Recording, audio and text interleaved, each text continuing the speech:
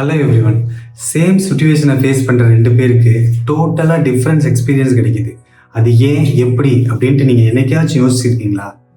அது என்ன அப்படின்னு பார்க்கலாம். ஆட்டிடியூட் இஸ் எவ்ரி திங் புக்கில் இருக்கிற லெசன் 1ல் அதுக்கு சொல்யூஷன் இருக்குது. ஆட்டிடியூட் இஸ் ஒரு window to the world. Sara and Sam ரெண்டு பேரும் ஒரே நேரத்தில் ஒரு காஃபி ஷாப் போகிறாங்க அப்படின்ட்டு நீங்கள் இமேஜின் பண்ணிக்கோங்க. சாரா சாம் ரெண்டு பேருக்குமே ஒரே ஃபுட் தான் கொடுக்குறாங்க, ஒரே சர்வர் தான் சர்வ் பண்ணாங்க. ஆனால் சாரா வெளில போகும்போது ஹாப்பியாக போகிறாங்க, ஆனால் சாம் மேலே வெளில போகும்போது ரொம்ப ஃப்ரஸ்ட்ரேஷனோட வெளில போகிறாங்க. ஏன்? எல்லாத்துக்கும் காரணம் ஆட்டிடியூட் தான். சாரா ஒவ்வொரு விஷயத்தையும் ரசிக்கிறாங்க, ஷி என்ஜாய் எவ்ரி மூமெண்ட். அதே நேரத்தில் சாம் சின்ன சின்ன விஷயம் கூட அவர் ரொம்ப பாதிக்குது. நீங்கள் ஒரு விஷயத்தை பாசிட்டிவோடு பார்க்கும்போது அது உங்களுக்கு பாசிபிலிட்டிஸ் ஆகும், என்ஜாய்மெண்ட் ஆகும் தான் தெரியும். அதே நேரத்தில் நீங்கள் ஒரு விஷயத்தை நெகட்டிவோடு பார்க்கும்போது அது உங்களுக்கு ப்ராப்ளம் ஆகும், ஃப்ரஸ்ட்ரேஷன் ஆகும் தான் தெரியும். ஒரு எக்ஸாம்பிள் சொல்லணும் அப்படின்னா, நாஜி மரண முகாம்கள்லேருந்து தப்பிய விக்டர் ஃப்ராங்க்லை பற்றி நம்ம சிந்திச்சு பார்க்கணும்.